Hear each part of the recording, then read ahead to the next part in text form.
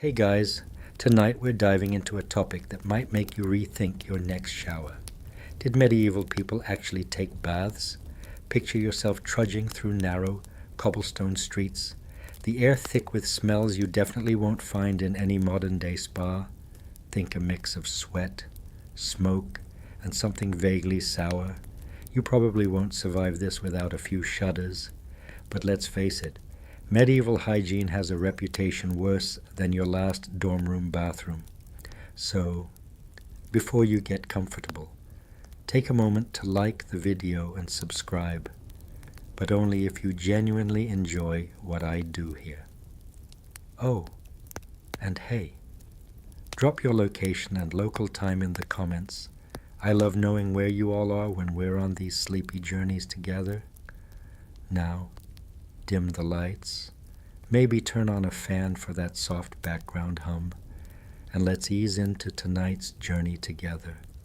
The idea that medieval people were a walking mess of filth, never washing, wallowing in grime and disease, is one of history's most persistent myths. But like many things from the Middle Ages, the reality is messier, sometimes literally. You see, medieval hygiene doesn't fit into neat categories of clean or dirty. It's a complicated patchwork influenced by environment, social status, religious beliefs, and yes, a bit of unfortunate smell. Mainstream history tells us that bathing was common in medieval Europe, especially before the Black Death swept through in the mid-14th century. Public bathhouses were popular gathering spots where people not only bathed, but socialized. Imagine them as a medieval version of today's community centers, minus the smoothie bars. People soaked, scrubbed, and sometimes even enjoyed medicinal steam baths. However, the widespread fear of water-spreading disease during and after plagues led to a sharp decline in public bathing. Historians still argue whether this shift was more about superstition or practical health concerns. At the same time, some fringe historical evidence shows that not everyone trusted water at all. Some thought bathing could open the pores and let in sickness, which is quite ironic, considering what we know now. Others used dry cleaning techniques, like rubbing the skin with oils and powders to clean without water. This sounds pretty gross, but it was their way of staying hygienic. So, the medieval world wasn't just a dirty wasteland. It was a complex place where people tried their best with the knowledge and resources they had. You wouldn't want to jump into a medieval bathhouse on a hot summer day, but then again, you probably wouldn't want to miss out on the social scene either. Speaking of which, it's worth mentioning that bathing wasn't just about cleanliness. It was also a sensory experience. Baths were often scented with herbs or flowers, like rosemary or lavender, to mask odors. And let's be honest, with all the open sewage running in the streets, you needed all the herbal help you could get. Plus, some medieval bathers believed these scents had health benefits, because why not, right? Even though many people today imagine the Middle Ages as an endless, smelly festival, the truth is there was a lot of nuance. The idea that no one bathed for hundreds of years, that's one of those catchy oversimplifications that historians love to argue about. And speaking of arguments, scholars still debate how common bathing actually was among peasants compared to the nobility. Was it a luxury only the wealthy enjoyed, or did everyone find ways to stay relatively clean?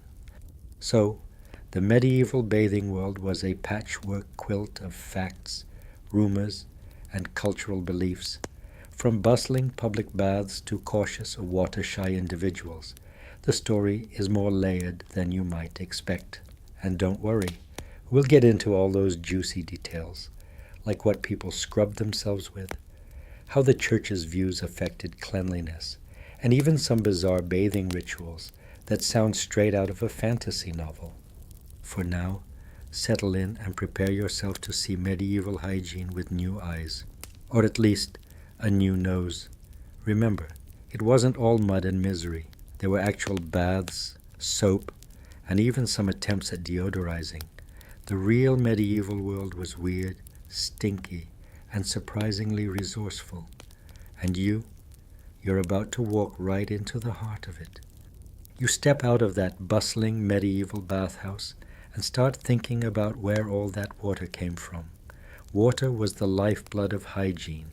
Sure, but in medieval times, getting clean wasn't as simple as turning on a tap or hopping in a shower. The water sources were unpredictable, and managing cleanliness often meant working around what was available. Most medieval people lived near rivers, wells, or springs. Rivers were the primary source for many things: drinking, cooking, washing clothes, and yes, bathing. But rivers weren't exactly pristine. You can imagine the upstream to downstream dynamic. People dumped waste, animal carcasses, and who knows what else into the water. And downstream neighbors had to make do with the same murky flow. So, getting clean in a river was a gamble, and it was also common to avoid river water for drinking for exactly these reasons. Yet, washing yourself in it was another matter. Sometimes necessity trumped caution. Wells were often the cleanest water source available, but digging a well was expensive and difficult. So many medieval villages relied on communal wells, which meant water could become contaminated easily. And then there were springs, natural sources of clean water that were highly prized. Some springs gained reputations for healing properties, leading to pilgrimages and even the birth of spa towns. We'll revisit those spas later, but for now, picture muddy boots trudging through fields to fetch the precious water. Medieval sanitation systems were a mixed bag at best. In wealthier towns, you might find rudimentary drainage or cesspits, but in many places, waste simply ended up in the streets, rivers, or just outside the town walls. This explains why cities had a particularly foul reputation for smell. You probably wouldn't want to be the one tasked with emptying chamber pots that emptied onto the streets below. The connection between dirty streets and dirty water was well known even then, but solutions were limited. Some medieval towns made attempts to keep water sources clean. For instance, laws forbade people from dumping waste near wells or streams, but enforcement was patchy at best.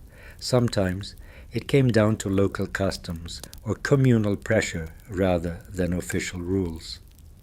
Interestingly, historians still argue whether these laws were effective or simply ignored. After all, when you're desperate for water, you might be tempted to bend the rules. On the home front, many medieval families kept large basins or tubs filled with water for washing. But it wasn't always about immersion. Often people washed by sponge, cloth, or a simple splash. Bathing a whole body was a chore and required a lot of water, so it wasn't an everyday activity for most. And for those without access to ample water, dry cleaning methods were the norm. You might wonder about winter. When rivers and wells froze, water scarcity became a bigger problem. People used melted snow or rainwater if they could collect it.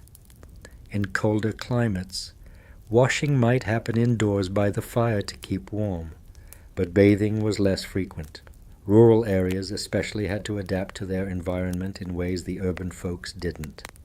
One quirky tidbit: some medieval people believed that standing in or near flowing water had protective properties, not just for cleanliness, but for warding off evil spirits or bad luck.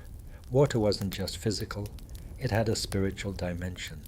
This belief influenced how and where people bathed or washed, especially near holy wells or springs thought to have magical power. So, water and sanitation in the Middle Ages were patchy, unpredictable, and deeply tied to both practical survival and cultural beliefs. You had to know your local water source, avoid the worst of the filth, and sometimes rely on rituals more than science. It's no surprise that city smells were so notorious. They were the direct result of medieval water and waste management, or the lack thereof. Even though it might sound grim, medieval people were surprisingly resourceful, using what they had to stay as clean as possible in a world without plumbing or bottled water. And remember, the choices about water weren't just about hygiene. They were wrapped up in health, spirituality, and social norms that we'll uncover as we go. You follow the winding streets to the heart of the medieval town where once stood a bustling public bathhouse, a place that was part spa, part social club, and part, well, let's just say, a medieval version of your neighborhood gossip hotspot. These bathhouses were where people came not only to get clean, but to see and be seen. Picture steam rising from large wooden tubs or stone pools, the scent of herbs filling the air, and laughter echoing off the walls. Bathing was a communal, even festive activity, a far cry from the private showers we favor today. Public baths had a long history inherited from Roman times, when grand thermae dotted cities and served thousands daily. In medieval Europe, especially in the 12th and 13th centuries, public baths flourished in towns and cities across England, France, Germany, and Italy. People of all classes squeezed into these steamy rooms, enjoying not only the warmth, but often massages, exfoliation, and maybe even a quick tune on a harp for ambiance. You can almost hear the chatter, business deals, love stories, or political whispers swirling with the steam. However, as inviting as it sounds, public bathhouses were not without their controversies. The church often viewed them with suspicion, worried about moral dangers and temptations that might arise from mixed gender bathing. Historians still argue whether these concerns were purely moralistic or partly about controlling social behavior. In some cases, priests preached against the lasciviousness of bathhouses, and rules were imposed limiting who could enter and when. Imagine medieval Sunday rules banning baths for a day or two to keep folks in line. By the late 14th and 15th centuries, public baths began to decline. The Black Death had introduced new fears about water-spreading disease. People started to avoid communal bathing, worrying that soaking in the same water might pass on plague or other illnesses.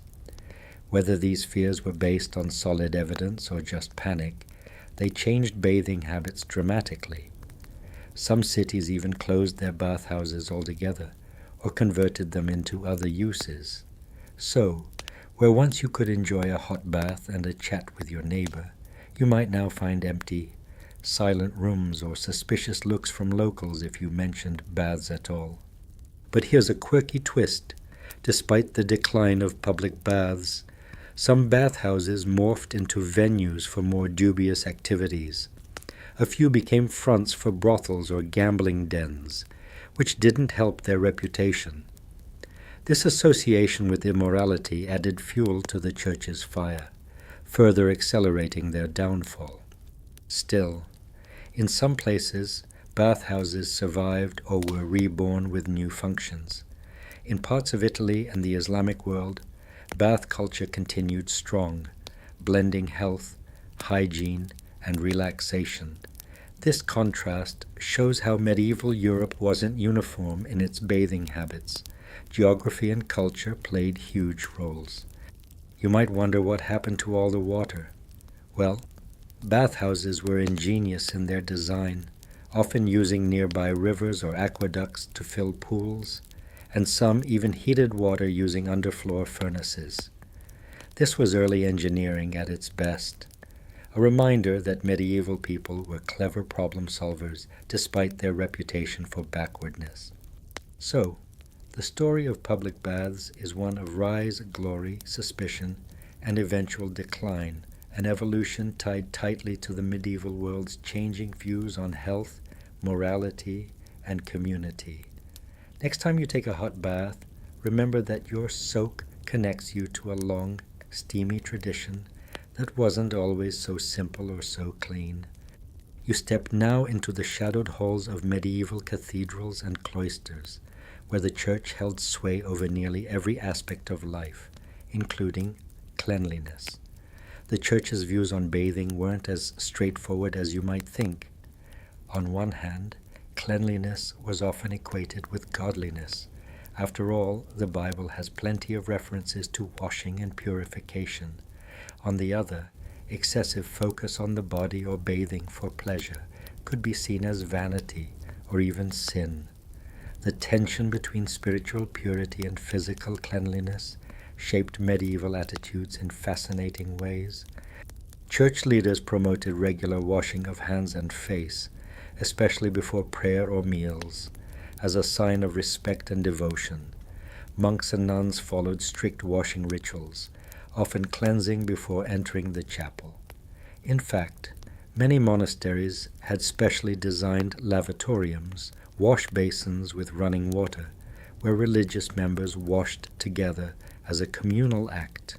Historians still argue whether these religious washing practices were motivated more by hygiene, symbolism, or both. But when it came to full-body bathing, things got more complicated. Some clergy believed that bathing opened the body's pores to sinful influences, making a person vulnerable to temptation or illness. This led to a certain ambivalence about bathing for pleasure, especially in the later Middle Ages. The fear that bathing could weaken the body's natural defenses was common, and sermons sometimes warned against the dangers of indulging in baths too often.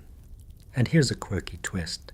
Some medieval writers suggested that too much bathing could even encourage lustful thoughts or immoral behavior. This was a serious concern, given the Church's strict stance on chastity and modesty. Bathhouses, already suspect for their social mixing and nudity, were often linked to sin, making religious authorities wary. Yet, the Church was not entirely against cleanliness. Holy water, for example, played a big role in purification rituals, blessing people and places. Pilgrimages to healing springs or baths associated with saints were encouraged, blending faith with physical cleansing. In these cases, water was both a sacred and practical element of health. The Church's influence also extended to public health laws. In some towns, religious leaders pushed for clean streets and proper disposal of waste, seeing it as part of caring for the community. Monasteries themselves often maintained gardens and herb patches used for medicinal baths or treatments.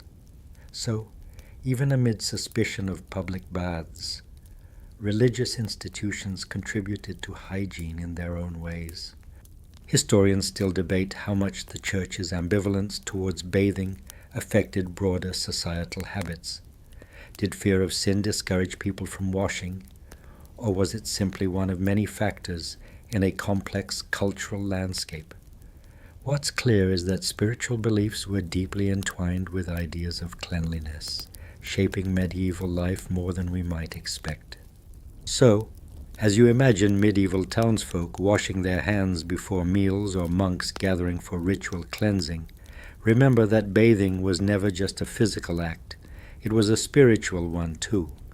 The Church's push and pull on the body's care reveals a world where cleanliness was a delicate dance between the sacred and the sinful. You find yourself wandering past medieval kitchens, where the smells of roasting meat and baking bread mingle with something less appetizing, body odors, damp clothes, and, well, the unmistakable musk of a long day without a bath. Bathing wasn't the only way medieval people tried to keep clean. Personal hygiene extended to teeth, hair, and clothing, each with its own odd rituals and remedies. Let's start with hair, that unruly crown we all carry, which medieval folks took surprisingly seriously.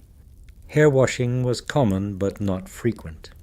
Washing hair required a lot of water and labor, and sometimes bathhouses offered special hair treatments with herbal rinses. Rosemary, lavender, and sage were popular choices.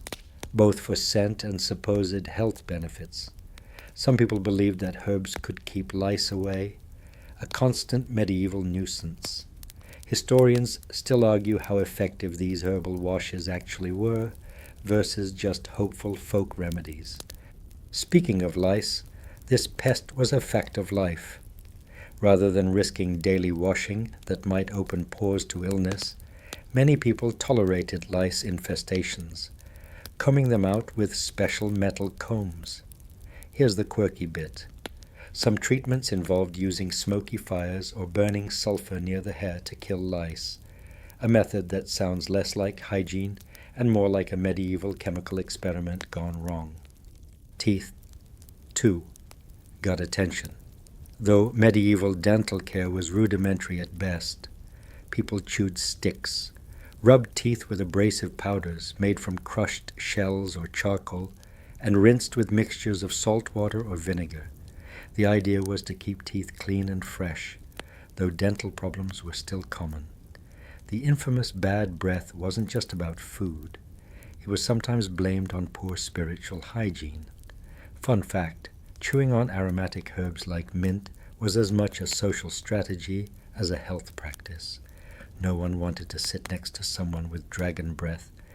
Clothing played a huge role in personal cleanliness. People didn't wash clothes often because it was labor-intensive and could damage delicate fabrics. Instead, airing clothes outside or rubbing them with herbs was a common practice. Changing linen undergarments more frequently than outer garments helped manage odor, as linens absorb sweat better and are easier to wash. This layering system was an early form of odor control, kind of like medieval deodorant, minus the sprays. And then there's the bath substitute, dry cleaning with powders and oils. Medieval people often rubbed their skin with almond oil or perfumed powders to remove dirt and mask smells. These powders were sometimes made from ground flowers, chalk, or even crushed bones. It sounds strange now, but it was a method born of necessity and resourcefulness. Remember the church's ambivalence toward baths? That extended here too. Excessive concern for physical beauty or vanity could be frowned upon. So subtlety was key. People wanted to be clean enough to be socially acceptable, but not so polished that they appeared vain or sinful. This balance influenced how much effort individuals put into grooming. So, personal hygiene in the Middle Ages was a careful negotiation between practicality, social norms, and limited resources. It was about managing the body in a world without easy access to water or modern products. You might wince imagining smoky sulfur baths to kill lice, but these practices show a clever attempt to stay as fresh as possible under tough conditions. Next, we'll explore the weird and wonderful world of medieval soap. Yes, the humble soap that you might take for granted, but was a real luxury back then. You can almost smell the sharp tang of soap as you step into a medieval market, where soap makers proudly display their wares, small, hard blocks, or soft cakes scented with herbs. Soap in the Middle Ages wasn't quite what you expect today. It was more than a cleaning agent. It was a prized product, often expensive and sometimes a symbol of status. The basic soap recipe involved animal fat, usually from pigs or cows, mixed with ashes or lye. This chemical reaction, known as saponification, created soap, but the process was tricky and required skill. Soap makers often guarded their recipes like medieval alchemists, passing them down in secret. Quality varied widely. Some soaps were harsh and could irritate the skin, while others were softer and perfumed with lavender or rosemary. Soap wasn't just for washing the body. People used it to clean clothes, especially wool and linen, which were staples of medieval wardrobes. But here's the kicker. Some believed that too much soap could dry out the skin or damage the natural oils that protected against illness. Historians still argue whether this fear was justified or simply superstition. Interestingly, soap making was mostly a women's craft in rural areas, but in towns and cities it became a regulated trade controlled by guilds, which ensured quality and fair pricing. Soap guilds were powerful and influential, even organizing festivals and fairs where soap was showcased alongside other goods. Soap was serious business. Soap was also a luxury item. The wealthiest might have imported soaps scented with exotic ingredients like ambergris or myrrh, elevating their bathing experience to near ritual for most people. However, soap was a modest necessity, sparingly used due to cost and availability. A quirky detail, some medieval recipes included bizarre additives like crushed eggshells or even powdered crocodile dung, believed to enhance cleaning or provide medicinal benefits. You definitely wouldn't want to be the one testing that theory on your skin. Soap's reputation waxed and waned. In some periods, it was celebrated. In others, frowned upon for its perceived effects on the body or spirit. Church authorities sometimes saw soap and bathing as tempting vanity, echoing earlier concerns we discussed. Yet, soap's practical benefits were undeniable. By the late Middle Ages, soap making had become more widespread, especially in regions like Castile in Spain, famous for its high-quality olive oil soap that became a major export. This soap set a standard for centuries, influencing modern soap production. So, as you imagine rubbing your hands with a fragrant medieval soap cake, remember that this simple item was a product of skill, trade, and sometimes superstition. It was a small luxury, a weapon against dirt and disease, and a reflection of medieval society's complex relationship with cleanliness. Next, we'll dip into how medieval illnesses and medical theories influenced bathing habits and hygiene practices, because in this world, health fears always lurked just beneath the surface. You step carefully through the thick fog of medieval medicine, where baths and cleanliness are tangled with fear, superstition, and a mix of surprisingly logical health theories. The Middle Ages didn't have germ theory, of course, microbes were centuries away, but people had their own ideas about why you got sick and how cleanliness played a role. These ideas deeply influenced whether and how people bathed. The prevailing medical model was the humoral theory, which said that health depended on balancing 4 bodily fluids: blood, phlegm, black bile, and yellow bile. Illness was thought to result from imbalances, and bathing was seen as a way to adjust this balance, but it had to be done carefully. Too much bathing or hot water could open the pores and let out vital humors or invite harmful spirits inside.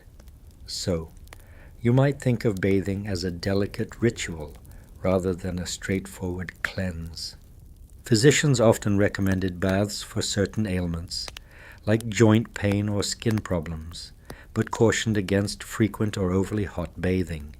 Historians still argue whether medieval doctors' fears about bathing spreading illness were grounded in real observation or mostly superstition. In some cases, the fear was enough to make people avoid baths for months at a time. The Black Death, which devastated Europe in the 14th century, changed everything. Before the plague, public baths thrived. Afterward, fear of contagion made people suspicious of water and close contact. Some believed that bathing opened the skin to deadly miasmas, poisonous air-carrying disease. This led to a widespread decline in bathing, with some towns even banning public baths. Imagine avoiding baths not just because of laziness, but out of genuine terror of catching plague. Here's a curious twist. Some plague doctors recommended dry cleaning alternatives, like rubbing the body with vinegar or herbal powders, instead of washing with water. Others suggested staying dry and warm rather than risking opening pores. It sounds almost cozy, but the reasoning was all about survival. Interestingly, Some people still sought healing baths linked to holy sites or natural springs, believing spiritual power could protect them from illness. Pilgrimages to these baths were both religious and medical journeys, blurring the lines between faith and health.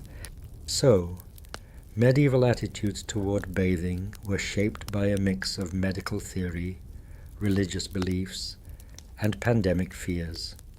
What started as a common practice ended in suspicion, fear, and avoidance. You might chuckle imagining someone scrubbing their skin with vinegar while avoiding a hot bath out of plague paranoia. But it's a vivid reminder that medieval people tried to protect themselves with the knowledge and beliefs they had. Next, we'll look into the everyday reality of medieval toilets, washing, and how waste was managed, because cleanliness isn't just about bathing, it's also about where you put the mess. You follow the narrow, winding streets of a medieval town, stepping carefully over muddy puddles, refuse, and, yes, whatever else the residents have tossed from their windows. Sanitation in the Middle Ages was a messy business, and cleanliness wasn't just about washing your body. It was also about managing waste, something that shaped daily life in noisy, smelly, and sometimes dangerous ways. Most medieval towns had no proper sewer systems. Instead, people used privies or simple holes in the ground, often located in outhouses or gardens behind houses. The waste was typically collected in cesspits, which had to be emptied manually by a laborious and foul process performed by gong farmers or night soil collectors. These workers earned low status, but played a vital role in keeping towns from drowning in their own filth. Garbage, animal waste, and human refuse often spilled into the streets, which were little more than open gutters. Rainwater washed some of the filth away, but you wouldn't want to be barefoot or prone to respiratory issues. Public latrines existed, but were rare and usually reserved for wealthier institutions like castles or monasteries. In crowded urban areas, people often simply relieved themselves in the streets or rivers, which meant the water supply was frequently contaminated. Medieval laws tried to regulate waste disposal, sometimes forbidding people from throwing waste into streets or rivers, but enforcement was spotty at best. Fines were levied, but the infrastructure to improve sanitation lagged behind rapid urban growth. Historians still argue whether poor sanitation was the main driver of medieval plagues or if other factors were more critical. Bathhouses sometimes doubled as latrines or were located near waste pits, adding to the suspicion and unpleasantness associated with public bathing. The stench alone could discourage visits, especially in warmer months. You can imagine why the wealthy preferred private baths or used perfumed cloths and powders to mask odors instead. In castles and manors, sanitation was somewhat better. Chamber pots, garderobes, small rooms with seats over a shaft leading outside, and occasional waste disposal pits kept things a bit cleaner. Still, the smell was a constant companion. In monasteries, strict cleanliness extended to latrines, with daily cleaning routines and even water channels to carry waste away. One curious practice involved night soil being sold as fertilizer for fields outside the towns. It was a smelly but valuable commodity, showing how medieval people turned waste into resource despite the unpleasantness. This recycling highlights the medieval blend of practicality and survival. So, sanitation was a constant battle between human needs and the limitations of infrastructure. This grim reality affected public health, social behavior, and attitudes toward cleanliness, reinforcing why bathing could be seen as risky or simply unpleasant. As you navigate those smelly streets, you realize that medieval hygiene was about more than just the body. It was a struggle against the everyday mess of living. Next, we'll explore the surprising role of animals in medieval hygiene, from pest control to companionship. You're perched on a creaky wooden bench in a candle-lit medieval kitchen, and what's that nestled beside the hearth? A scruffy little dog, curled up asleep, while a tabby cat prowls lazily near the bread basket. Animals were everywhere in medieval life, not just in the fields or stables, but inside homes, castles, monasteries, and markets. And strangely enough, these furry companions and pests had their own role in the medieval understanding of hygiene. Let's start with the obvious. Medieval homes weren't sealed environments. Doors didn't always fit snugly, and windows might be little more than open holes or shutters. Mice, rats, insects, and all kinds of small creatures shared living spaces with humans. But people weren't passive about it. They developed methods of pest control, often enlisting the help of nature's own exterminators. Cats, in particular, were praised for their hunting abilities. A good mouser was a prized possession in homes, granaries, and ships. Cats helped control rodent populations, which was crucial in societies where grain was stored for long periods and fleas could spread disease. While cats were sometimes linked with superstition or accused of being witches' familiars, especially in later centuries, many people kept them for purely practical reasons. In monasteries and some city homes, a well-fed, clean cat was considered a mark of domestic care. Dogs, too, had their place in the medieval household, not just for guarding, but for companionship and even warmth. Small lapdogs were fashionable among noblewomen, partly because they attracted fewer fleas than their larger outdoor cousins. People believed that sleeping with dogs could transfer warmth and even ward off certain illnesses. Historians still argue whether this was based on real health benefits or simply a cozy superstition. Other animals had less charming reputations. Pigs often roamed free in towns, rooting through garbage and filth. This urban swine problem led to laws banning pigs from city streets. But again, enforcement varied. Chickens and goats might live under the same roof as people, especially in poorer homes. Their smells and waste a constant challenge to indoor hygiene. There's even a quirky detail from certain medieval texts suggesting that fleas and lice were such a common part of life that people casually picked them off themselves and others while chatting. Some saw this as a bonding activity. Like grooming apes, flea combs were common tools, often ornately carved and kept close by. One writer joked that a quiet evening at home was not complete without a good combing. Monasteries, being more orderly, often imposed strict animal policies to keep cleanliness under control. But even there, cats sometimes prowled the scriptorium, keeping mice away from precious books and parchments. Their presence was practical and often tolerated, if not officially sanctioned. Of course, not all animals were helpful. Rats were a serious problem, and their role in spreading fleas and plague was eventually understood, though not in the medieval period. People tried various herbs and charms to keep pests away, like lavender sachets or even hanging toad skins in the rafters.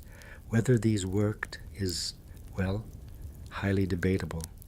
So as you snuggle deeper under your blanket tonight, imagine the soft shuffle of a cat on straw floors, or the faint scuffle of mice near the walls.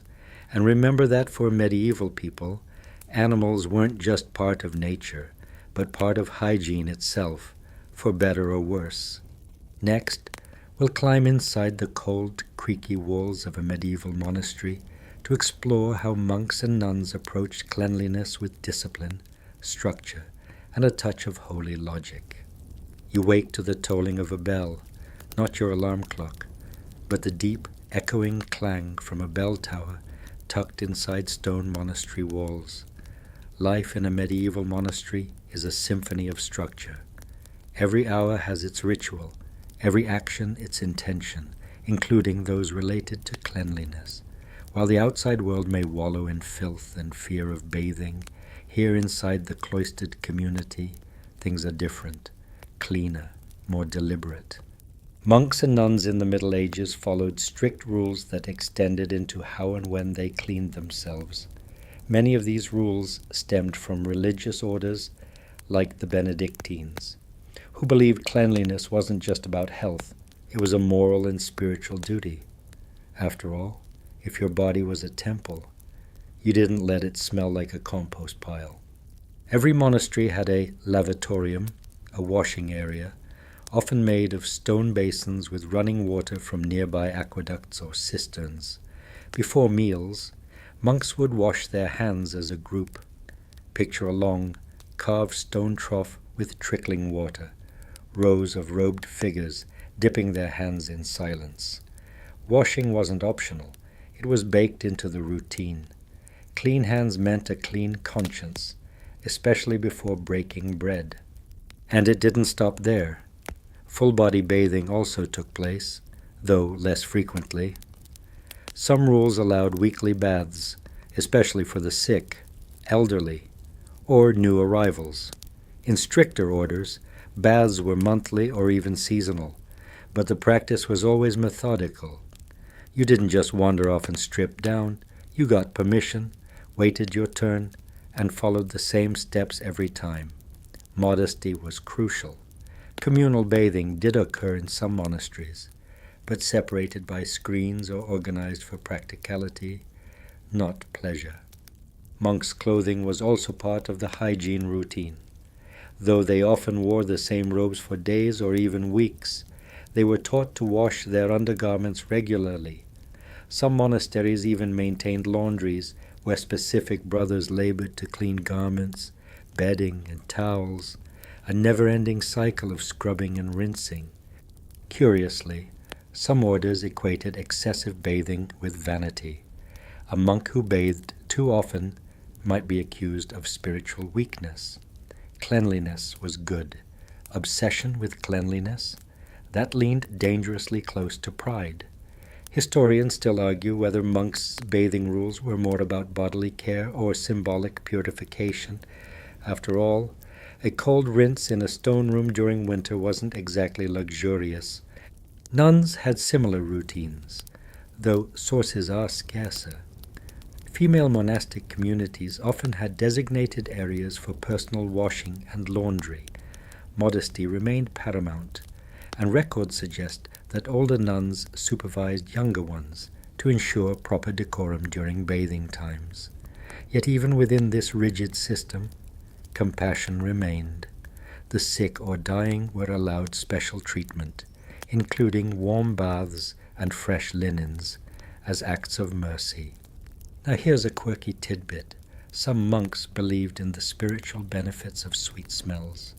Herbs like rosemary, mint, and lavender were planted in cloister gardens, not only for medicine, but to freshen the air in communal spaces. In some monasteries, aromatic herbs were strewn on the floor or placed near bedding to mask body odors and uplift the soul. Even the act of going to the toilet had ritual. Monasteries often had long rows of stone latrines overflowing water channels, primitive but effective. A special bell might ring before communal relief, and monks were expected to be silent during the act. No gossip in the loo. So, while medieval towns struggled with waste and superstition, monastic communities approached hygiene with structure, balance, and sacred intent. Cleanliness here wasn't glamorous, but it was a form of discipline, another way to align body and soul. Next, we'll pull on woolen hose and worn leather boots as we step into the life of a medieval peasant and explore just how clean, or not, the average working person truly was. You're crouched near a trickling stream, the morning mist curling above the water as you rinse your hands raw from tending fields. You are a medieval peasant, sunburned, sore, and perpetually dirt-smudged. But contrary to popular myth, you're not a stranger to washing. Sure, you don't have rose-scented soap or a marble bathhouse, but you do what you can with what little you have, and you might be cleaner than some nobles. Life as a peasant was physical, outdoorsy, and intimately tangled with nature. Your days begin at dawn and end when the sun disappears, and in between, your body collects everything: sweat, soil, animal fur, smoke, ash, and sometimes things you'd rather not name. Cleanliness isn't a luxury, it's survival. Dirty wounds get infected, clogged pores lead to boils, and nothing invites fleas faster than filth. So you wash, not daily full-body spa days, but regular hand and face washing, often in cold water drawn from streams or wooden buckets. Communal washing was common in villages, where people would gather at wells or rivers to scrub clothes, rinse their feet, or dip a child squirming with head lice. It was social, necessary, and often the closest thing to a shared bathroom. Bathing? Yes, you did bathe. Maybe not as often as modern noses would prefer, but several times a month wasn't unusual, especially in warm weather. You might heat a cauldron of water over fire and pour it into a wooden tub in the corner of a one-room house. It wasn't fancy, and privacy was theoretical, but it did the job.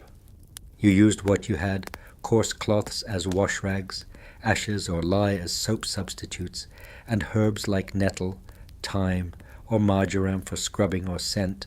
Quirky side note: some peasants kept bundles of dried wormwood or rue in their homes to ward off lice. Whether it worked or not, the smell certainly made you think it might. Clothing hygiene mattered too. You owned few garments, so you wore them hard, but you washed them when you could. Linen underclothes, if you were lucky enough to have them, absorbed sweat and could be rinsed in the river. Wool outer garments took longer to dry, so they got aired out or beaten with sticks to knock out the grime. And teeth? Ah, yes. Your smile might be gapped from a poor diet, but dental hygiene wasn't absent. You might chew mint or fennel seeds to freshen your breath, or rub your teeth with a cloth dipped in vinegar or ash. One peasant remedy even involved rubbing teeth with sage and salt. Historians still argue whether these folk techniques genuinely helped, but they weren't exactly ignoring their mouths.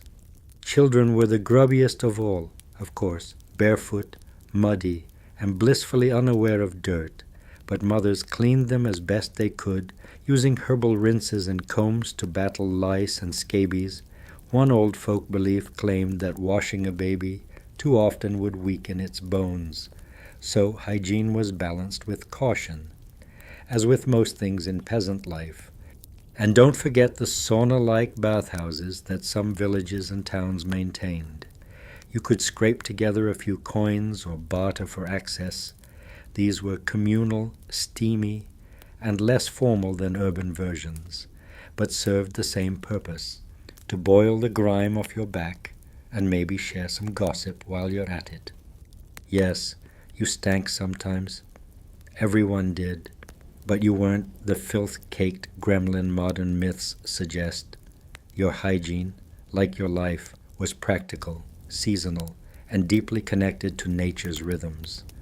Rain-rinsed, fire-smoked, sun-dried, and plants perfumed. Next, we'll wander into the shadowy halls of a noble's manor to uncover how the upper class kept clean: lavender sachets, servant-scrubbed feet, and all. You step onto polished stone floors, the air perfumed with rosewater and beeswax, and somewhere in the distance, a harp is playing something melancholy. You've entered a medieval noble's manor, a place where wealth buys not only silk and silver, but a very different kind of cleanliness, or at least the appearance of it. Noble hygiene wasn't always about washing more. Often, it was about appearing washed, smelling good, looking neat, being surrounded by things that implied cleanliness. These mattered far more than scrubbing every inch of skin. You have attendants, after all, and they can carry the basins, fetch the warmed water, and hold the scented towel for your royal wrists. Let's talk baths first. Nobles didn't bathe daily, of course, but when they did, they went all out. Imagine a large wooden tub, draped with linens to keep the splinters away from delicate skin, filled with water heated by fireplace-warmed cauldrons. Herbs, lavender, chamomile, maybe rosemary, float on the surface. Sometimes slices of orange or rose petals drift around for that spa day touch. You might even have musicians playing in the background while servants pour warm water over your shoulders. Ah yes, a modest rinse. In many cases, nobles bathed once a week if possible, though some records suggest even monthly baths weren't frowned upon. But in between, dry washing was a thing. A servant might wipe you down with cloths soaked in herbal water. Clothes were brushed and aired, hair combed daily. Gloves and undergarments were swapped frequently. Being well-groomed meant being respectable, even if your actual body hadn't seen soap since last Saint's Day. And yes, soap. Nobles had access to imported Castile soap or hard cakes made with olive oil and lye, pricier, fancier, and far better smelling than the gritty stuff used by peasants. Washing your hands with perfumed soap before and after meals wasn't just practical, it was a sign of culture. You didn't want your duck pâté tasting like dog. Toilets were, well, different depending on your rank. Some castles featured garderobes, long chutes leading from a wooden seat built into a castle wall, straight down to the moat or a pit. A breeze might waft up through the hole, and it wasn't always a pleasant one. Linen cloths or moss might serve in place of toilet paper, and sometimes a bucket of water was provided for rinsing. You probably had a servant to handle. The logistics. But if you were a very high-ranking lady or lord, you might have your own close stool, a sort of portable commode with a lid and removable chamber pot. You'd summon a chambermaid or valet afterward to take it away. Being rich meant you rarely had to think about what happened after you flushed, because, well, there was no flushing. Fun fact.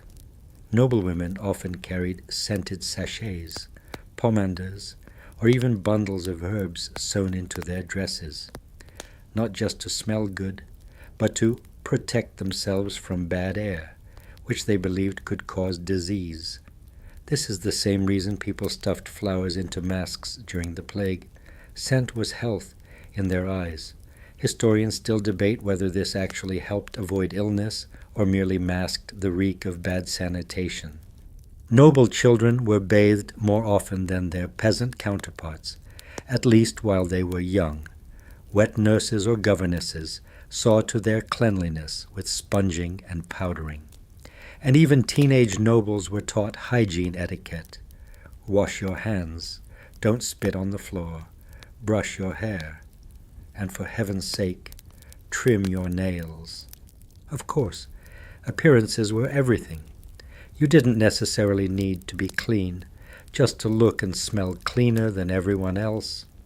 And so, layers of fragrance, fresh linens, and beautifully embroidered handkerchiefs did the heavy lifting. Some nobles even chewed cloves or cinnamon bark to sweeten their breath at court, oral hygiene without the toothbrush. Yet despite their perfumes and privileges, nobles weren't immune to lice, bad breath, or digestive disasters. In fact, their heavy, rich diets often led to unpleasant bodily odors, and their thick velvet clothing trapped sweat like a sponge. A peasant might wrinkle their nose if they got too close. So next time you imagine a regal lady in a silk gown leaning gracefully against a stained glass window, just remember, underneath that elegance, there's probably a faint funk of goat cheese and lavender. Coming up next, the not-so-sparkling world of public bathhouses, where town life and steam collided in soap, scandal, and surprisingly good gossip. Steam curls around you, thick and heady, carrying hints of rosemary, sweat, and something faintly sulphurous. You squint through the haze and catch flickers of bare limbs, flickering lamplight, and splashing water. Welcome to the medieval public bathhouse, part spa, part social hub, and part, well, let's just say things get complicated in here. Bathhouses, or stews as they were often called in England, weren't exclusive to Rome's heyday. Medieval towns, especially across Central and Southern Europe, maintained vibrant bathing cultures well into the 14th and 15th centuries. If you were a townsfolk of means, or even a journeyman with a few extra coins, you might visit your local bathhouse once or twice a week. Think of it as a cross between a health clinic and a pub, but with fewer tankards and more towels. You'd start by entering a front chamber to undress and pay your fee. An attendant, sometimes called a rubber or washer, might scrub you down with coarse cloth and herbal soaps. Then came the soaking. Big wooden tubs, sometimes lined with linen, sat in communal rooms. Water was heated in iron cauldrons and poured over you slowly, lovingly, almost ritualistically. And all around you, conversation, gossip, laughter, the steamy hum of life. In some towns, bathhouses were segregated by gender, men on certain days, women on others. In others, the division was more symbolic than real. And here's where things got slippery. Bathhouses weren't always innocent, sudsy affairs. They could, and often did, double as places for flirtation, secret meetings, or even full-blown brothels. In fact, by the late Middle Ages, the term stews was so synonymous with scandal that many bathhouses were shut down under moral pressure. Cleanliness, it seemed, had become a little too stimulating. That doesn't mean everyone was misbehaving.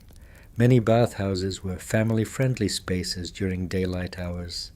Husbands and wives might bathe together. Friends might soak side by side. Barbers sometimes operated inside the baths, offering a quick trim or bloodletting while you sat in warm water. In some cases, physicians recommended stews for ailments ranging from fevers to melancholy. There was even a belief that the steam could open up your pores of the soul.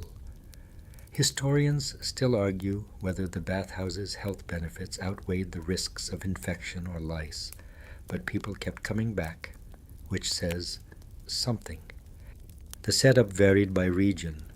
In Paris, large bathhouses could host dozens at once, with ornate tile floors and decorative plasterwork. In German towns, bathhouses often served beer and snacks alongside bathing services. Why not sip while you soak? In Hungary and parts of the Balkans, remnants of Roman and Turkish bathhouse culture lingered even longer, complete with domed ceilings and separate sweat rooms. Quirky detail: in London's Southwark district, bathhouses had names like the Cardinal's Cap and the Swan, and were often patronized by clergy, nobles, and merchants alike, sometimes all at once. It created awkward situations when someone's bishop spotted them mid-scrub, to say the least. Bathhouse culture also sparked a kind of medieval wellness craze. Recipes for herbal bath blends circulated in manuscripts: sage and mint for skin, thyme and vinegar for muscle aches, rose petals for spiritual clarity. Some bathhouses even offered massages with oils or poultices made of mustard and honey. Modern-day spas would charge you a fortune for these rustic treatments. Of course, the plague changed everything. When the Black Death swept through in the mid-14th century, many blamed public bathing for spreading disease. Don't open your pores, warned fearful physicians, or death may seep in. Combined with increasing suspicion from the church, this led to the closure of countless bathhouses, and with them a big piece of urban hygiene infrastructure vanished. Still, for a few golden centuries, bathhouses were as vital to medieval towns as marketplaces and cathedrals. They were warm in winter, cooling in summer, and always full of stories. You might have gone in dirty, but you came out cleaner, happier, and just a little more connected to the life around you. Next, we'll descend into the flickering torchlight of monastic halls, where cleanliness met chastity, and bathing was as much about the soul as the skin. The stone corridors are hushed, footsteps echoing faintly under vaulted ceilings. You pass candle-lit alcoves, hear the muffled turning of parchment, and catch the scent of beeswax and damp wool. You're in a monastery now, far from the clamor of the town bathhouses, and light years away in attitude. Here, bathing isn't about indulgence. It's about discipline, humility, and the eternal struggle to keep the body from distracting the soul.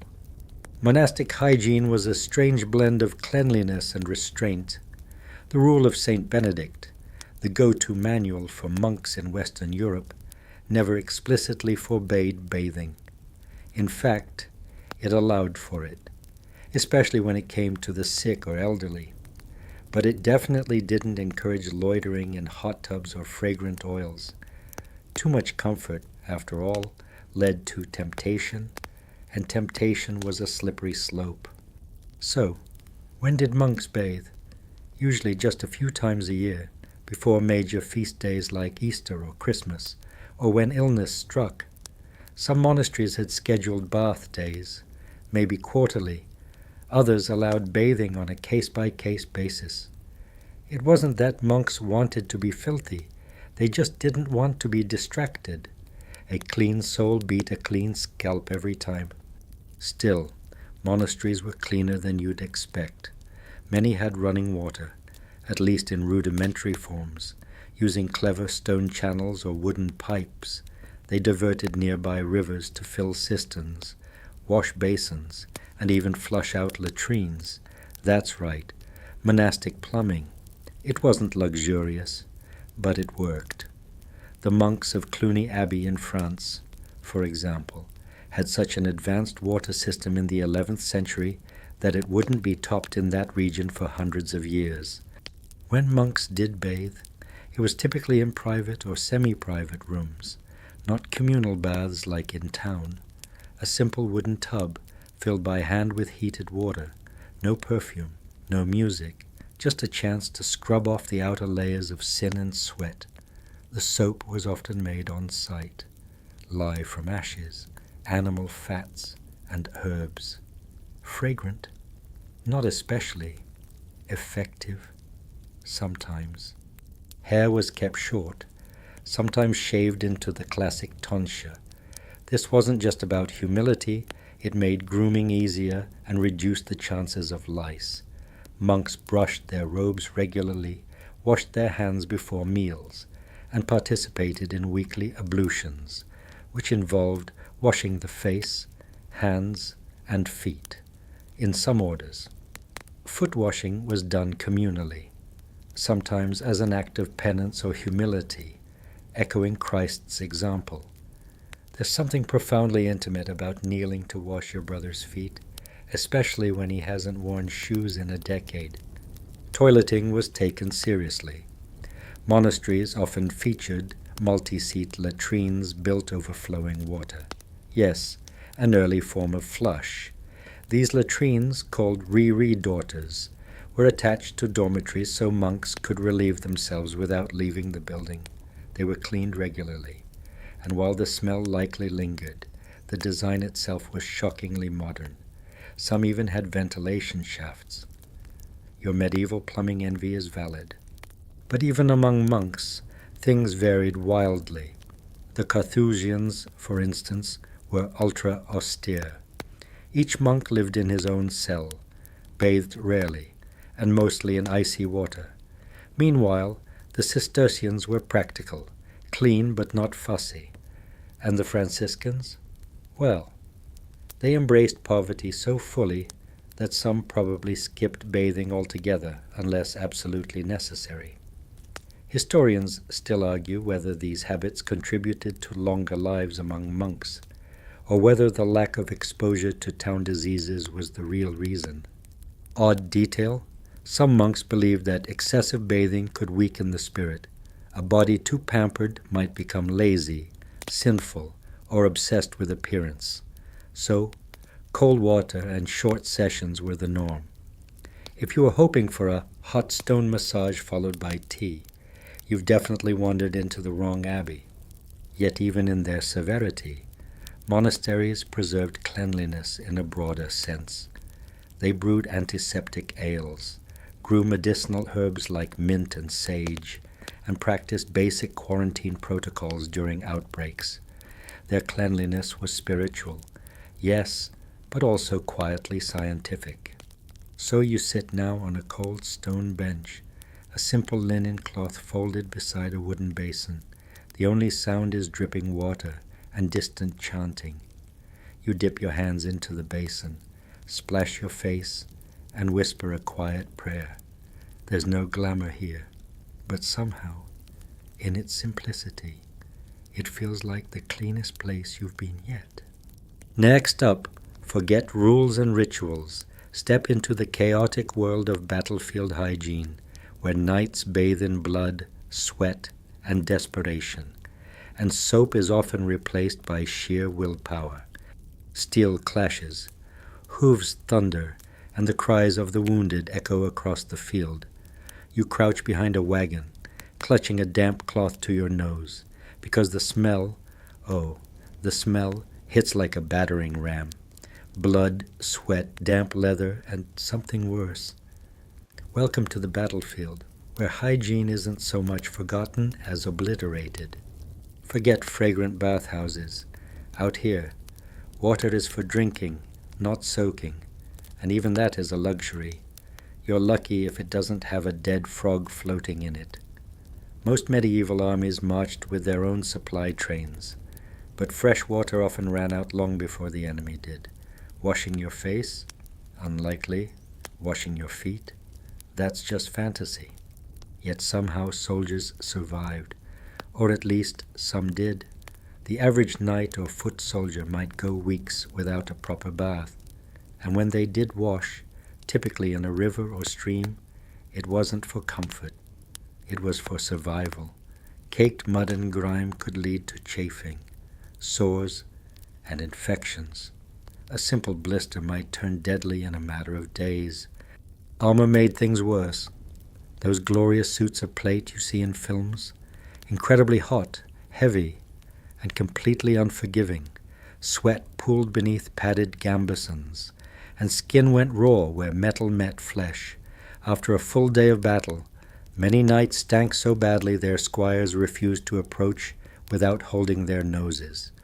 And yes, some squires did double duty as bath attendants when the chance arose, scraping mud and blood off their knight with water warmed over a fire.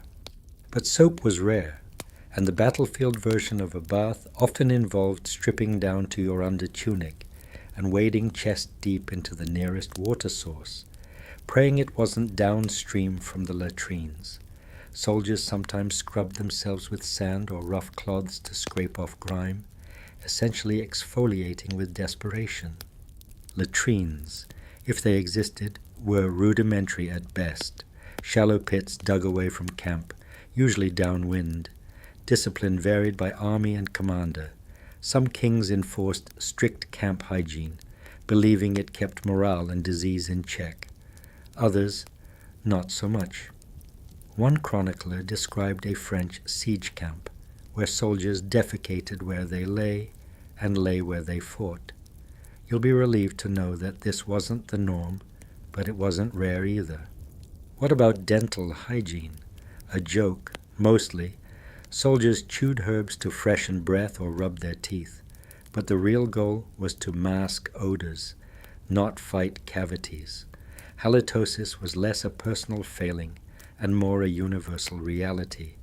You could smell a camp long before you saw it. Quirky detail? Some armies brought along bath tents for high-ranking nobles, canvas enclosures with wooden tubs, heated water, and perfumed towels. It sounds fancy, until you realize those tubs were rarely cleaned between uses, and lice traveled faster than gossip. Still, nobles got scrubbed while commoners just got crusty. And wounds, the true horror. Without antiseptics or sterilized tools, field surgery was a gamble. Barbers and surgeons rinsed blades in wine, if they bothered, wrapped wounds in linen, and hoped the rot wouldn't set in. Maggots sometimes helped clean wounds by eating dead tissue, a fact both horrifying and oddly effective.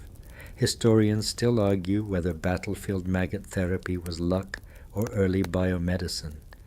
Either way, it beat dying of gangrene. There were a few who stood out. The Hospitaller, for instance, military monks with a flair for cleanliness, ran semi-sterile infirmaries during the Crusades. They insisted on linen bandages, frequent washing, and separating the sick from the wounded, revolutionary stuff for the 12th century. But for the average soldier, hygiene was a distant dream. You sweated in your armor all day, slept in your boots, and woke up to lice crawling through your blanket. You itched, you bled, and you endured, because if you complained too much, your sergeant would remind you that the other guy, the one with the gangrenous toe and no sword, had it worse. So tonight, as you huddle near the dying campfire, steam rising from your damp clothes, you feel the filth baked into your skin. Your hands are blackened, your beard stiff with dust, and still you smile, because tomorrow you might find a stream. Tomorrow you might scrub off the crust, or maybe not. But either way, you'll keep marching. Next, we slip out of the chaos of war and into the slower, earthier world of medieval villages, where daily washing was more about practicality than piety, and survival had its own scent. Roosters crow, the morning fog lifts, and you step out onto the packed dirt of a village lane. Thatched roofs lean into the rising sun. Smoke spirals from chimneys, and someone's already shouting at a pig. Welcome to the everyday world of the medieval peasant, where baths are less ritual and more reaction, usually to mud, sweat, or fleas. You rub your eyes, blinking away the sleep, and head to the communal well. Water doesn't flow into your home, not unless it's raining and your roof leaks. You queue behind two neighbors, one with a sloshing wooden pail, the other muttering about her cow. When it's your turn, you lower your bucket with a satisfying splash, grateful the well hasn't gone dry this summer. This is your main source of water for drinking, cooking, and, if you're lucky, a quick rinse. Bathing, in a full-body sense, isn't daily, or even weekly. For most villages, it happens when necessary, after field work, before church, or when lice become too relentless. That said, washing parts of the body is regular. You rinse your hands and face in the morning, often your feet at night, especially after trudging through animal dung and unpaved streets all day. For a bath, you don't march off to a bathhouse. Those are mostly in towns. Instead, you haul water to your cottage, heat it over your hearth, and fill a small wooden tub, probably one you share with others in your family. That's right, one tub, one batch of water, multiple bodies. You wash from cleanest to dirtiest, which is probably great news if you're firstborn. Not so much if you're fifth. Soap? You make it yourself or trade for it.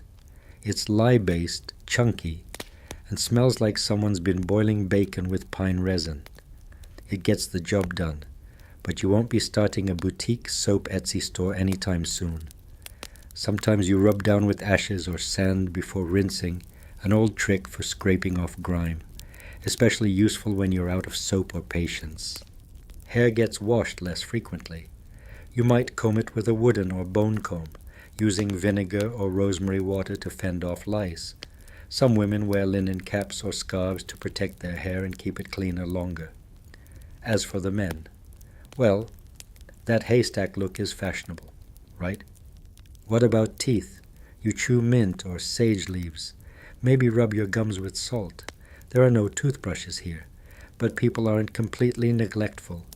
Bad breath is a nuisance, and a toothache could become a death sentence. Still, you'd best get used to gaps in your neighbors' smiles. Toileting happens in outhouses, if you're lucky, or chamber pots dumped in the nearest dung heap. Some cottages have small pits behind them, but many villages head to the edge of the woods or the river. There's no plumbing, no sewage, and not a lot of privacy. You learn to time your business with the rooster's crow and hope no one walks by. Yet even amid this earthy routine, cleanliness matters, not in the sparkling modern sense, but in a don't smell worse than the pig kind of way. Social expectations keep you in check. Show up to church filthy, and your neighbors will whisper. Let your smell outpace your presence, and even your goat might avoid you. Fringe tidbit. Some rural families believed that washing too much weakened you, especially in cold months. The logic went, you let the cold into your bones through wet skin, which made you sick. So winter baths, rare and fast, a splash of warm water to the face and hands, then back under wool blankets before the frost found you. There's one open debate historians still chew on. Did peasants really never bathe? Or have we underestimated their routines due to biased chroniclers? Much of what we know comes from clergy or nobles, who often look down on the unwashed masses. But archaeological finds like combs, wash basins, and even soap residues suggest that rural folk cared more about cleanliness than we once thought. And let's not forget festivals. Before major holy days, villagers often cleaned themselves up, not just spiritually through confession, but physically. A quick wash, cleanest tunic, maybe even a dash of rose water if you were fancy. After all, saints appreciate effort. So you finish your morning wash, splash water on your neck, and rub your hands dry on a homespun cloth. You smell faintly of smoke, sheep, and soap. That's the medieval version of fresh linen. The day stretches ahead, full of toil and dirt, but at least for this moment, you feel human, maybe even clean. Next, we step into the flickering candlelight of illness and superstition, where filth was both a fear and a cure, and the line between healing and harming was often blurred by smoke and shadows. The cough starts small, a dry rasp at the back of the throat, but by sunset you're curled up under a wool blanket, sweating through your shift, while your neighbor mutters prayers and your mother sprinkles something pungent into a cup. Being sick in the Middle Ages is a complicated business. Sometimes it means rest, soup, and a warm fire. Other times it means bloodletting, leeches, and bathing in things you'd rather not touch. You glance around the room. It's dim, lit by beeswax candles if you're lucky, or smoky rushlights if you're not. Herbs hang from the rafters, rosemary, sage, perhaps some dried lavender. The smell is strong, but behind it is the faint sour tang of illness, damp straw, and whatever the cat dragged in earlier. Cleanliness and disease are a contradictory pair in this world. On one hand, filth is clearly associated with illness. People notice that dirty wounds fester faster. They know lice carry itching, fleas spread trouble, and stagnant water gives off a smell that turns the stomach. On the other hand, many believe that too much washing can actually weaken you, or worse, open your body to disease. This is where the idea of miasma, bad air, comes in. Medieval medicine relies on the four humors: blood, phlegm, black bile, and yellow bile. Health, they believe, comes from balance, and if you're sick, something, usually one of those humors, is out of whack. Bad smells are considered physical manifestations of bad humors in the air, which is why cleanliness, in a symbolic sense, sometimes mattered more than actual hygiene. The barber surgeon arrives with a bucket, a cloth, and a collection of tools that would make a modern dentist weep. He wants to bleed you, just a little, to rebalance your humors. And afterwards, a bath Yes, a bath, because warm water is believed to open the pores and release disease. Sometimes the bath is infused with herbs, thyme for courage, mint for clarity, chamomile for calm.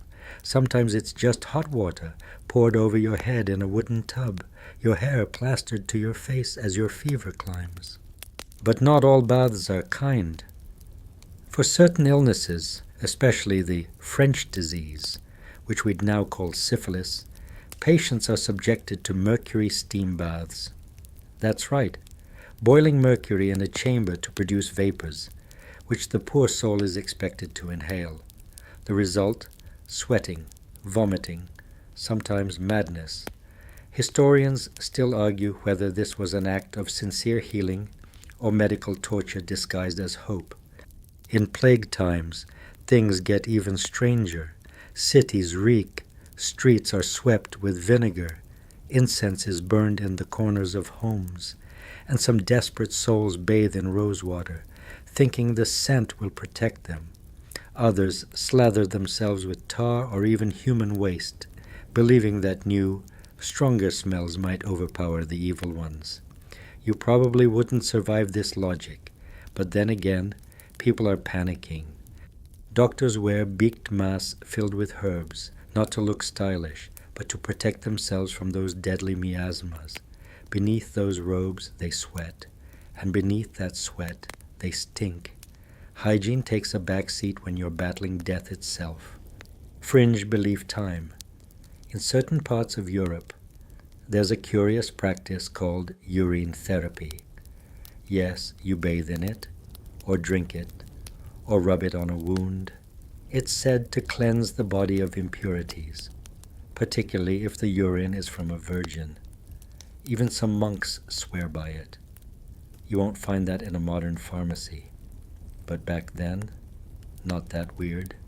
Yet even amid all the misunderstanding, there are moments of genuine insight. The Islamic world, for instance, greatly influences European medicine, especially in Spain and southern Italy. Cleanliness is a religious and medical virtue in many Islamic traditions, and physicians like Avicenna promote hand-washing, fresh air, and clean linens for the sick. Slowly, those ideas filter into European hospitals, particularly those run by monasteries. Inside monastic infirmaries, you might find a very different approach: orderly beds, fresh straw, regular linen changes, and, if the monks are well trained, frequent washing of patients' hands and faces. These oases of care offer a glimmer of the cleanliness to come centuries later. But for most villagers, sickness remains a mix of hope, tradition, and endurance. You burn herbs, you wash with vinegar, you pray, and if all else fails, you get buried in your best shift, sprinkled with holy water, your final bath before the next world. As your fever breaks and you shiver beneath the blanket, you wonder what helped: the herbs, the bath, the prayers, or just luck. You wipe sweat from your brow with a damp cloth and drift into a restless sleep, the scent of rosemary clinging to your skin. Next, we head indoors, into the heart of castles and manors, where nobles strive for elegance amid the echoes of chamber pots and cedar-scented halls. You're inside a stone castle now. The walls are thick, the air chill even in summer, and the torches crackle with resignation. The floors, covered with rushes, herbs, straw, and whatever else the servants could scrounge from the nearby fields.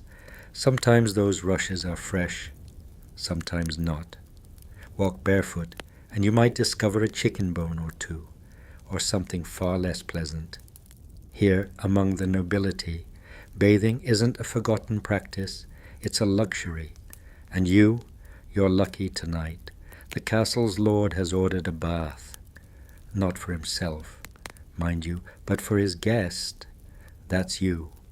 A long wooden tub is dragged into a private chamber near the fire. Servants pour bucket after bucket of hot water, hauled from the kitchens. until steam fogs the glassless window panes and the stone walls sweat alongside you. The bathwater is infused with herbs, lavender, rose petals, maybe thyme if the stores are flush. If you're particularly favored, a servant might even bring perfumed oils, imported at great cost from southern Europe or beyond. You lower yourself in. The tub creaks. The water is hotter than expected, but as it seeps into your bones, you almost forgive the chamber pot under the window or the mildew on the wall. Nobles value appearance, and bathing, though infrequent, is a performance. You emerge from your soak to a thick linen towel, powdered with starch and rosemary. Hair is brushed, garments laid out. You don't dress yourself. Servants handle that. You're not just clean, you're presentable. And in this world, presentation is half the game. Still, not all castles smell of roses. For every perfumed basin, there's a garderobe, the medieval toilet, jutting out from the upper walls of the castle, where waste drops into the moat or a pit below. Some are built over streams, a kind of medieval flush system, though you'd best not linger near the outlet. Some castles had garderobe chutes cleverly disguised behind heavy tapestries, soundproofing courtesy of thick fabric and societal denial. Yet even these grand homes must fight the same enemies: lice, fleas, and rot. Linens are washed, but outer clothes, those precious velvets and brocades, they're rarely cleaned with water. Instead, they're brushed, beaten, and perfumed. Water, after all, is seen as risky. It weakens fabric. It can chill the body. And besides, with enough herbs and incense, who needs a real wash? That's not to say nobles don't bathe at all. In fact, they often do more than peasants, especially in early medieval periods when bathing was still tied to Roman traditions. Some lords even build private bathhouses within their manors, stone structures heated by braziers, with lead or wooden tubs and built-in benches. Bathing is social, luxurious, and, for those with money, incredibly relaxing. Fringe detail: some nobles believed in bathing in wine or milk, especially goat's milk. Cleopatra-style decadence wasn't limited to ancient Egypt. In 14th century France, one duchess reportedly bathed in strawberry water to keep her skin fair. Effective? No idea. Extravagant? Absolutely. Still, there's a debate among scholars. Did nobles bathe more because they were cleaner, or because they had the privacy and servants to make it easier? After all, cleanliness here is about class just as much as health. A perfumed noble with lice is still preferable, socially, to a clean peasant who smells like soap and field onions. And then there's the question of how often these rituals occurred: once a week, once a month, only before grand feasts or holy days. Historians still argue, mostly because records are scattered and often poeticized. Chronicles might mention a duchess bathing before a coronation, but they don't say what she did the other 364 days. Let's talk about noble children, raised with tutors and nannies. They are taught manners, prayers, and the value of personal grooming. Baths are part of their education, along with how to dab perfume at the wrist and how to not faint in the latrine. Boys destined for court service learn to shave or be shaved. Girls learn to scent their hair with floral oils. Cleanliness here isn't just comfort, it's politics. Because appearance equals power, a visiting nobleman who stinks of horse and dust might lose favor in a moment. A well-washed courtier with oiled curls and a fresh tunic can earn invitations, alliances, even titles. Smell, oddly enough, can change your destiny. So tonight, as you sit by the fire in a dry robe, feet toasty and hair combed, you reflect on how cleanliness, though rare, feels revolutionary. You are no peasant splashing at a well, no plague victim praying behind a bundle of herbs.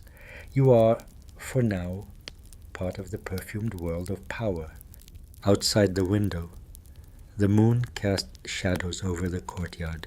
Somewhere, a servant tosses out the bath water. It splashes into the dark. Your moment of warmth is over, but the memory clings like a drop of rose water on your collarbone. Next, we'll pull back the heavy curtains of ritual and explore how religion shaped how and when people chose to clean themselves, body and soul alike. The bell tolls softly in the distance, and the smell of burning incense drifts through your window. You inhale deeply, spices, resin, and faint smoke weaving with cool night air. Religion shapes nearly every corner of medieval life, and hygiene is no exception. Cleanliness here is more than skin deep. It's a spiritual endeavor, an act of devotion and purification that intertwines with faith, ritual, and fear. You find yourself at the threshold of a small village church. Inside, flickering candlelight dances on cold stone walls. The priest's voice hums in Latin, a steady murmur of prayers, litanies, and sacred chants. Water plays a symbolic role throughout the service. Holy water fonts by the door invite the faithful to sprinkle themselves with drops meant to wash away sin before they even take a seat. But holy water isn't just for baptism or blessing, it's also a kind of spiritual hygiene. Washing one's hands before prayer is a ritualized act of purification. In monasteries, this practice becomes stricter. Monks must cleanse hands before meals and prayers, a routine repeated countless times daily. You recall how monks and nuns bathe differently. While peasants fear bathing lest it weaken their humors, religious communities often encourage regular washing, at least of the hands, face, and feet. After all, cleanliness is next to godliness, right? Or at least, that's the saying many medieval preachers embrace. However, the Church's stance on bathing itself is complicated. Public bathhouses are sometimes viewed with suspicion, seen as places of temptation and sin, where lustful behavior might occur. A man stripped down with strangers, surely that's a devil's playground. So, by the later Middle Ages, many cities begin shutting down their bathhouses. Bathing becomes a more private, less frequent affair. In contrast, Christian ritual baths exist, holy washes before important feast days, purification rites before entering sacred spaces, and ablutions after illness all reflect the idea that washing is not just physical, but moral. You may bathe less often, but when you do, it's meant to cleanse your soul as well as your skin. Fringe belief alert. Some medieval penitential manuals recommend self-flagellation instead of bathing for spiritual purification. The idea, physical pain and suffering are better than the temptation of bodily pleasure from washing. Pain cleanses the soul more than water. Apparently, you definitely wouldn't find that on a modern spa menu. Still, for the faithful, water remains essential. Baptism by immersion symbolizes death to sin and rebirth. Pilgrimages to holy springs, like those at Lourdes or Canterbury, promise healing and purity. Touching relics, washing hands on sacred stones. Even the simple act of rinsing your mouth in church font water reinforce the sacred bond between cleanliness and holiness. Monastic hospitals are particularly interesting here. They're among the earliest Western institutions to combine physical care with spiritual healing. Patients may be washed regularly, linen changed, wounds cleaned, act seen as corporal works of mercy. Some monasteries even have infirmary baths, where sick monks or guests receive therapeutic washes, often with fragrant herbs. This is medicine meeting piety, wrapped in a flickering candle's glow. But not everyone agrees on how much water is good. Some preachers warn that excessive bathing weakens the body and opens the gates to disease, much like the humoral theory mentioned before. They argue that bathing softens the skin and makes one vulnerable to the devil's temptations, both spiritual and physical. Historians still argue whether this suspicion of bathing in late medieval Europe was mainly about health, morality, or controlling public behavior. Was it fear of disease, fear of sin, or simply a shift in cultural attitudes as cities grew crowded and water quality worsened? You might chuckle to yourself, imagining a medieval health inspector warning, "No more bubbly baths, please, or the whole town will catch your sins." But this mix of caution, faith, and superstition shapes everyday life deeply. As you stand and step out into the night, the stone church behind you feels both ancient and alive. The mingling of water, smoke, and prayer lingers in the cool air. Your hands smell faintly of incense and rosewater from earlier rituals. You wonder how much your own cleanliness reflects your devotion, and how much it's just trying to avoid the plague. Ahead lies a new dawn, a time when science and hygiene begin their slow, complicated dance. We'll follow the footsteps of those early pioneers who challenged tradition and slowly changed how people bathed and cared for themselves. Morning light slips through the cracks in a timber-framed house, dust motes swirling in its pale glow. The air smells faintly of smoke, damp earth, and last night's ale.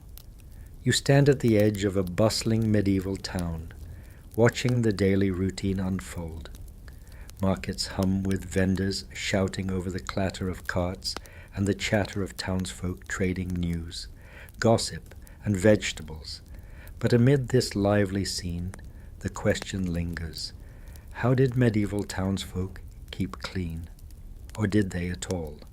Cities were a different beast compared to quiet villages or noble castles. Crowded streets, open gutters, and limited access to clean water created a unique challenge. Wells were precious and often communal. The town's waterways doubled as drains, carrying away waste but also bringing in foul odors and disease. You imagine wading through muddy lanes, balancing on uneven cobblestones, while stray animals sniff through heaps of refuse. Not exactly a spa experience. Public bathhouses did exist in many towns, remnants of the Roman and Byzantine traditions, but by the late Middle Ages they were controversial. Some bathhouses gained reputations as hotbeds of immoral behavior, attracting prostitutes and thieves, leading city officials to shut them down or impose strict regulations. Even so, when weather was hot and opportunity allowed, people flocked to these communal baths for relief and cleanliness. Many townsfolk, however, relied on more modest means, washing hands and face at a public fountain, rinsing feet in the river, or splashing water from a bucket onto their skin might suffice. Clothes were often not washed frequently. Instead, people aired them out or brushed them clean. Changing linen undergarments was a key way to feel fresh, since outer garments were expensive and durable. The town's latrines, often shared and perched above rivers or cesspits, were less about hygiene and more about survival. Waste management was primitive, and the foul smells often permeated the air, especially in summer. You can almost taste the stench mingling with roasting meats from the marketplace. Fascinatingly, some towns employed gong farmers, brave souls who cleaned out cesspits at night, carting away human waste to keep streets somewhat bearable. Their job was filthy, dangerous, and socially despised, yet crucial. Without them, the towns would have descended into even worse conditions. On the fringe, some medieval urban dwellers adopted practices like rubbing vinegar or scented herbs onto their skin to mask odors. Others might use perfumes or fragrant powders, luxuries for the middle class, aspirational for the poor. In crowded conditions, these small touches made a psychological difference, helping people feel a semblance of control over their environment. Historians still argue whether medieval urban hygiene was more about actual cleanliness or the illusion of it? Was bathing truly less frequent, or were we misled by moralistic writings condemning it? Archaeological digs reveal soap fragments, wash basins, and evidence of regular linen washing, suggesting some people bathed more than expected.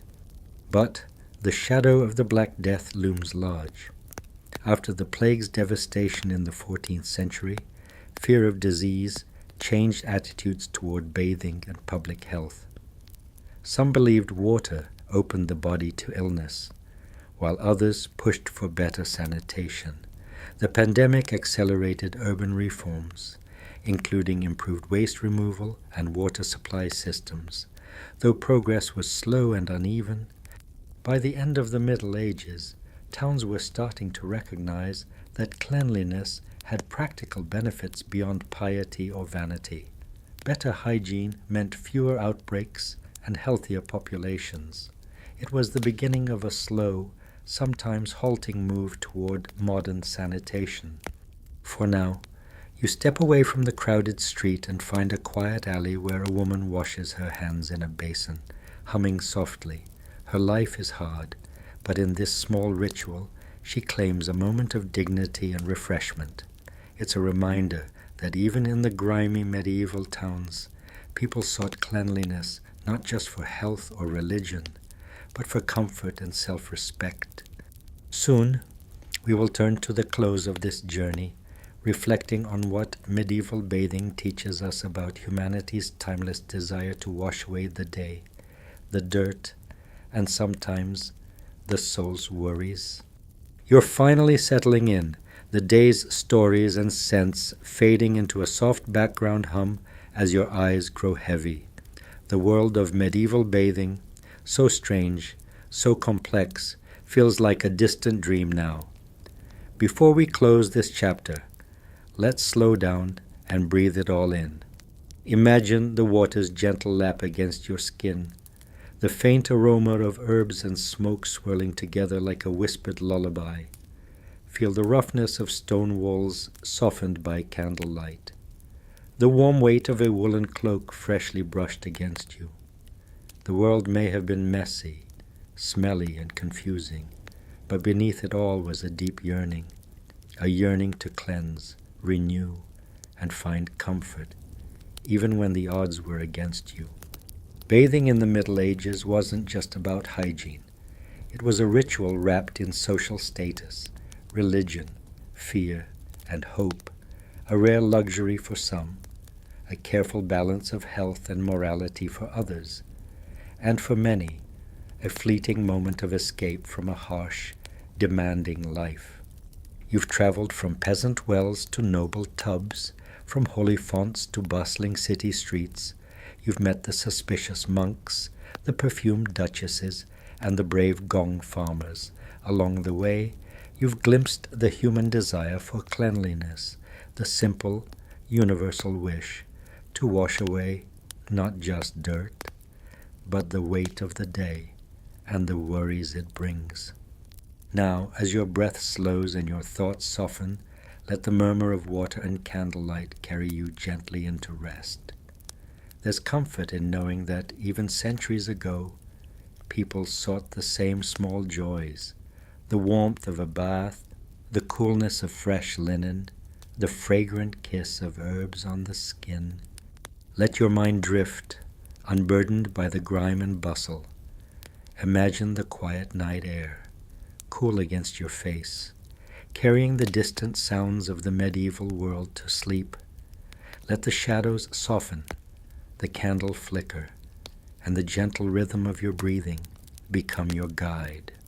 Soon, you'll slip into dreams where the past and present mingle, a place where you can wash away all troubles, wrapped in the soft glow of memory and rest.